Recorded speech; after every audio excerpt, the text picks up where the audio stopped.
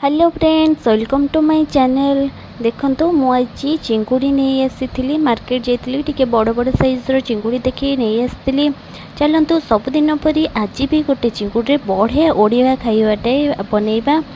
तो देखो चिंगुड़ी ये मुझे रेडी कर देछि लुण हलदी गोलेकरी।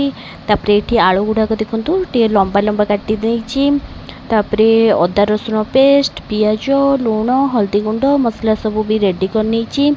आलू गुड़िक चोपा छड़े बढ़िया से काटी नहीं। चलतु बनइबा आग स्टार्ट करवा। आम एठी देखंतु चुली लगेकरी मु गोटे कड़े बसई नहीं। आपण मैंने तो निहाती भाव में मो पूर्व वीडियो देखुथिबे।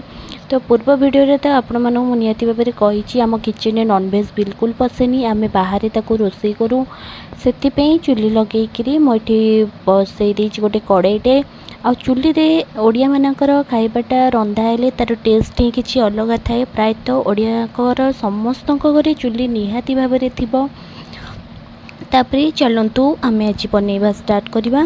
देखो ये मु अल्प टिके तेल सोरिष तेल पकई नहीं कड़े। कड़ईटा बढ़िया से ताती जाइथिला। आ चुलीटा आज बहुत बढ़िया जलुची। वर्षा दिन जाल ओदा हो जाऊँगी चुलीटा भलसे जलू नाला किंतु आज बढ़िया से पूरा चुलीटा जलुची। तापरे मो चिंगुड़ी ए सब जाक भाजी नेबी। तेल भी गरम हो गलानी।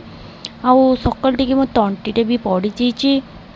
वर्षा पाग टिके ठंडा पड़ीथिला। आउ एठी हमर देखंतु तेलटा पूरा बढ़िया से गरम हो जाइए। तापरे आम चिंगुड़ी गुराक जहाँ मु लुण हलदी गोलेकरी बाछिकी रखी ताकू सबू जाक पकई नेबी। एसबू माछ परिका थरे थरे कि भजा जाएनी, एकाथरे पकईकरी भाजी देले भी चलिबो। सेतिपई जेते सब चिंगुड़ी मु सबू जाक एकाथरे पकई नेछि। आ माछ परिका से अधिक टाइम भी निएनी, बहुत कम टाइम रे हमर चिंगुड़ी भजाटा हो जिवो। देखो मुझे सबू जाक चिंगुड़ी गुराक मु पकई नेकरी लुहा कड़िके पूरा खेले खेले देकर ताको एपट सेपट करनेबी। आ बढ़िया भाव में कड़े सारा पूरा खेले नेबी भाजियापी ताको छाड़देवी।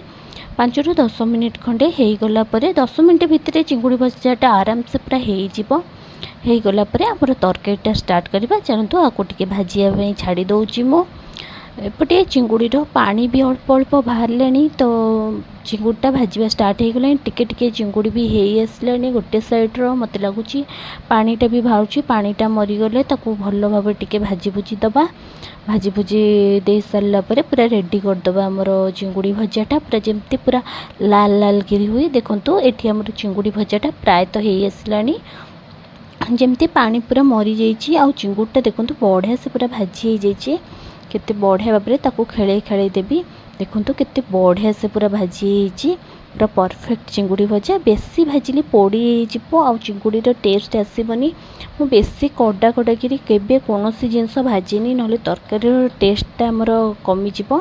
तो आपण मैंने तो थंबनेल देखिक जानी सारी आज बढ़िया से गोटे चिंगुड़ीर मसलाटे बनइबा।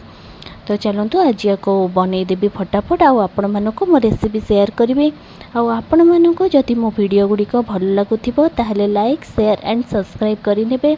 एमती भल भल आइटम रो वीडियो मु आपण मानक पाखरे सब बेले पहुँचाई पारिबी। देखंतु हमर चिंगुड़ी भजाटा हो जाइए परफेक्ट पूरा। मु ताकू काढ़िकी गोटे साइड रे रखीदेली। आ चुलीटा भी देखंतु केते बढ़िया से जलुची।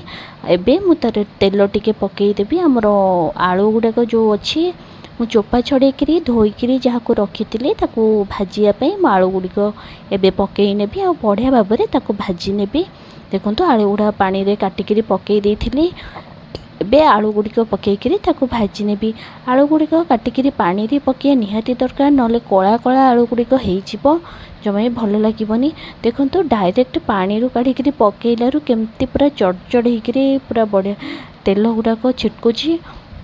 तो मुझे धीरे धीरे कि आराम से ताको पकई नेबी। तो आलू गुड़िक मु सबू जाक छाणिकी पूरा बढ़िया से पकई देइथिली। तापरे टिके लुण आ टिके हलदी पकई देइथिली। तो टिके हलदी पकईले तार आलूर आमर बढ़िया से कलर आसे। आ लुण पकेले तार सीझे जाए बहुत जल्दी ସେଥିପାଇଁ ମୁଁ ଟିକେ ଲୁଣ ପକାଇ ଦେଇଥିଲି। ଏବେ ତାକୁ ପୁରା ଖେଳେଇ ଖେଳେଇ ଦେବି ଯେମିତି ଆମର ହଳଦୀ ଗୁଡ଼ିକ ଆଳୁରେ ମିଶିଯିବ। ଦେଖନ୍ତୁ କେମିତି ଗୋଟେ ଗୋଟେ ଆଳୁରେ ବହୁତ ହଳଦୀ ଲାଗିଛି, ଆଉ ଗୋଟେ ଗୋଟେରେ ଆଳୁରେ ହଳଦୀ ଲାଗିନି। ତାକୁ ଏମିତି ଖେଳେଇ ଖେଳେଇ ଦେଲେ ସବୁ ଆଳୁରେ ଆମର ହଳଦୀ ପୁରା ମିକ୍ସ ହେଇଯିବ। ଚାଲନ୍ତୁ ଏବେ ଆଳୁକୁ ଭାଜିବା ପାଇଁ ଛାଡ଼ିଦେବା 5ରୁ 10 ମିନିଟ୍ ଯାଏ। ଆଳୁକୁ ଏମିତି ଭାଜି ନେବା, ବଢ଼ିଆ ଭାବରେ ପୁରା ଭାଜି ନେବା। ତ ଆଳୁ ଗୁଡ଼ିକ ମୁଁ ଭାଜିକିରି ଚିଙ୍ଗୁଡ଼ି ଥାଳିରେ କାଢ଼ି ନେଇଛି ବଢ଼ିଆ ଭାବରେ ହାଲକା ବ୍ରାଉନ୍ କଲର୍ ଭାବରେ। ଏବେ ଚାଲନ୍ତୁ ତାର ମସଲାଟା ପ୍ରସ୍ତୁତ କରିବା ଆମର ଚିଙ୍ଗୁଡ଼ି ମସଲା ପାଇଁ। ତ କଢ଼େଇରେ ମୁଁ ତେଲ ନେଇଯାଇଛି, ବେଶୀ ନୁହଁ ଅଳ୍ପ ଟିକେ ତେଲ ନେଉଛି, କାରଣ ବେଶୀ ତେଲ ମସଲାଟା ମୁଁ ୟୁଜ୍ କରେନି, ବେଶୀ ମସଲା ଗୁଣ୍ଡ ବି ୟୁଜ୍ କରେନି। ଖାଇବାରେ ଯେମିତି ଘରୋଇ ଖାଇବା ଆମର ଆଗରୁ ବନାଯାଏ ତ ସେମିତି ପୁରା ଅଥେଣ୍ଟିକ୍ ମୁଁ ରୋଷେଇ କରେ, ଜମା ବି ମସଲା ୟୁଜ୍ କରେନି ବେଶୀ। ଦେଖନ୍ତୁ ମୁଁ ଏଠି 1 ଚାମଚ ଚିନି ନେଇଯାଉଛି ଆମର ତରକାରୀର କଲର୍ ପାଇଁ। ଜମା ବି ମୁଁ କାଶ୍ମୀର ଚିଲି ପକାଏନି, ଯଦି କେବେ କେବେ ରହିଥାଏ ତ ଚିକେନ୍ ହରିକାରେ କେବେ କେବେ ଏମିତି ପକାଇ ନିଏ। ତ ମୁଁ ପ୍ରାୟତଃ କାଶ୍ମୀରୀ ଚିଲି ପକାଏନି, ଆପଣମାନେ ଅଲଗା ଭିଡ଼ିଓରେ ଦେଖିଥିବେ ନିହାତି ଭାବରେ।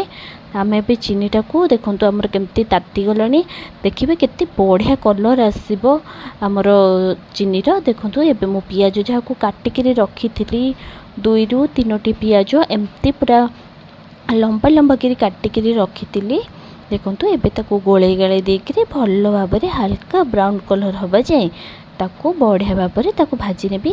ବେଶୀ କଡ଼ା ନୁହଁ, ହାଲକା ବ୍ରାଉନ୍ କଲର୍ ହେବା ଯାଏ ତାକୁ ଭାଜି ନେବି। ଦେଖିବେ କେତେ ବଢ଼ିଆ କଲର୍ଟା ଆମର ଚିନିର ଆସିବ। ମୁଁ ବେଶୀ ଚିନି ବି ପକାଇନି, ଅଳ୍ପ ଚିନି ପକାଇଛି। ଦେଖିବେ ତାର ପିଆଜଟା ଭାଜି ହେଇଗଲା ପରେ ବଢ଼ିଆ ତାର କଲର୍ ଆସିବ, ନ୍ୟାଚୁରାଲ୍ କଲର୍ଟା ପୁରା ଆସିବ। ଏମିତି କାଶ୍ମୀର ଚିଲି ପକାଇଲା ବେଳେ ଲାଲ ଲାଲ ଆସିବନି, ବଢ଼ିଆ କଲର୍ଟା କିନ୍ତୁ ଆମର ଆସିବ ପୁରା। ଦେଖନ୍ତୁ କେତେ ବଢ଼ିଆ କଲର୍ଟା ଆସିଛି, ହାଲକା ବ୍ରାଉନ୍ କଲର୍ଟା ଆସିଛି। ଦେଖନ୍ତୁ କେତେ ବଢ଼ିଆ ଭାବରେ ଆମର ପିଆଜ ଗୁଡ଼ାକ ବି ବଢ଼ିଆ ଭାବରେ ହେଇଗଲାଣି। ତ ପିଆଜ ଗୁଡ଼ିକୁ ଭଲ ଭାବରେ ଆମେ ଭାଜି ଭୁଜି ଦେବା ଆରାମସେ। ଆଉ ଏଠି ଦେଖନ୍ତୁ ଯେଉଁ ଅଦା ରସୁଣ ପେଷ୍ଟଟା ମୁଁ ବାଟିକିରି ରଖିଥିଲି ତାକୁ ଏବେ ପକାଇ ନେଲି। ତାକୁ ପକାଇ ସାରିଲା ପରେ ଆମେ ପିଆଜରେ ମିଶାଇ ଦେବା, ଭଲ ଭାବରେ ତାକୁ ଗୋଳେଇ ଗାଳେଇ ଦେବା ଯେମିତି ଆମର ପିଆଜରେ ଭଲ ଭାବରେ ମିଶିଯିବ। ଯେହେତୁ ଚୁଲିଟା ବହୁତ ଜୋରରେ ଜଳୁଛି ତ ମୁଁ ଫଟାଫଟ ଭାବରେ ଗୋଳେଇ ଗାଳେଇ ନେବି, ନହେଲେ ଆମର ମସଲାଟା ଲାଗିଯିବ। ବହୁତ ଜୋରରେ ଚୁଲିଟା ବି ଜଳୁଛି ଆଜି ବଢ଼ିଆ ଭାବରେ। ତ ତରକାରୀଟା ଆଜି ବହୁତ ଜଲ୍ଦି ହେଇଯିବ, କାରଣ ଚୁଲିଟା ବହୁତ ଜଲ୍ଦି ଜଲ୍ଦି ଆମର ସବୁ ହେଇଯିବ। ତାପରେ ମୁଁ ଏଥିରେ ଆକୁ 5ରୁ 10 ମିନିଟ୍ ଏମିତି କଷିବା ପାଇଁ ଛାଡ଼ିଦେବି, ଯେମିତି ଆମ ମସଲାଟା କଷି ହେଇଯାଇକିରି ତା ଦେହରୁ ତେଲ ବାହାରିଯିବ। ଏମିତି ମସଲାକୁ ଛାଡ଼ିଦେବି। ଦେଖନ୍ତୁ ସାଇଡ଼୍ରୁ କେତେ ବଢ଼ିଆ ସେ ମସଲାଟା ଆମର କଷି ହେଉଛି, ଏମିତି ତେଲ ବି ଟିକେ ଚଟଚଟ ହେଉଛି, ଯେମିତି ଆମର ସାଇଡ଼୍ରେ ସବୁ ତେଲ ଆପଣମାନେ ଦେଖିପାରୁଥିବେ। ଏବେ ମସଲାକୁ ମୁଁ 5ରୁ 10 ମିନିଟ୍ କଷି ନେବି, ଯେମିତି ବଢ଼ିଆ ଭାବରେ ମସଲା ହେଇଯିବ। ତ ଗ୍ରାଇଣ୍ଡର୍ ଜାର୍ ଧୋଇକିରି ମୁଁ ସେଥିରେ ଯେଉଁ ମସଲା ଲାଗିଥିଲା ତାକୁ ଏବେ ଟିକେ ଧୋଇକିରି ଦେଇ ଦେଉଛି। ଟିକେ ପାଣି ନଦେଲେ ମସଲାଟା ଲାଗିଯିବ କଡ଼େଇରେ, ସେଥିପାଇଁ ମୁଁ ଟିକେ ଗ୍ରାଇଣ୍ଡର୍ ଜାର୍ ଧୋଇକିରି ତାକୁ ମସଲାରେ ପାଣି ଟିକେ ଦେଇଦେଲି।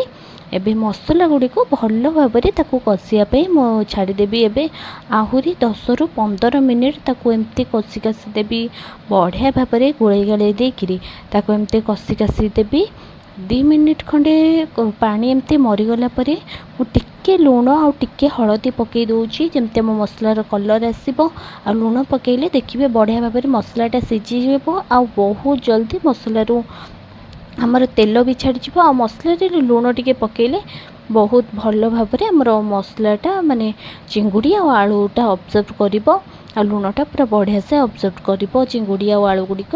ଦେଖନ୍ତୁ ଆମର ବଢ଼ିଆ ଭାବରେ ମୁଁ ଏବେ ତାକୁ କଷି କାଷି ଦେଉଛି, ଟିକେ ପାଣି ଦେଇକିରି ତାକୁ ଭଲ ଭାବରେ କଷି ନେଉଛି। ଏମିତି 10ରୁ 15 ମିନିଟ୍ ମୁଁ ଏମିତି ଲଗାତାର ତାକୁ କଷି ଚାଲିବି, ଯେମିତି ବଢ଼ିଆ ଭାବରେ ଆମର ମସଲା ଗୁଡ଼ିକ ହେଇଯିବ। ଦେଖନ୍ତୁ କେତେ ବଢ଼ିଆ ଭାବରେ ମସଲାଟା ଆମର ହେଇଗଲାଣି।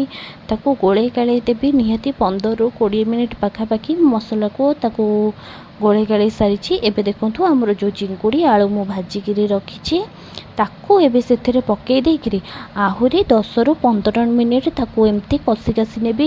ଯଦି ମସଲାଟା ପ୍ରଥମେ ବହୁତ କଷିବି ଆଉ ଚିଙ୍ଗୁଡ଼ି ଆଳୁ ସାଙ୍ଗରେ ମସଲାଟା ଆହୁରି ଅଧିକା କଷିଲେ ସେ ପିତା ଲାଗିବ, ସେଥିପାଇଁ ମୁଁ ହାଲକା ମସଲାଟା କଷି ଦେଇକିରି ତାପରେ ଚିଙ୍ଗୁଡ଼ି ଆଳୁ ପକାଇ ଦେଇକିରି ତାକୁ आहुरी 15 ରୁ 20 मिनिट कषि नेबी तापर हमर रेडी हो चिंगुड़ी मसलाटा। देखंतु चिंगुड़ी मसलाटा हमर पूरा रेडी हो गलानी कारण मसलाटा को एमती कषि कासी देछि आलू हरिका भी सब सिझी साझी गलानी।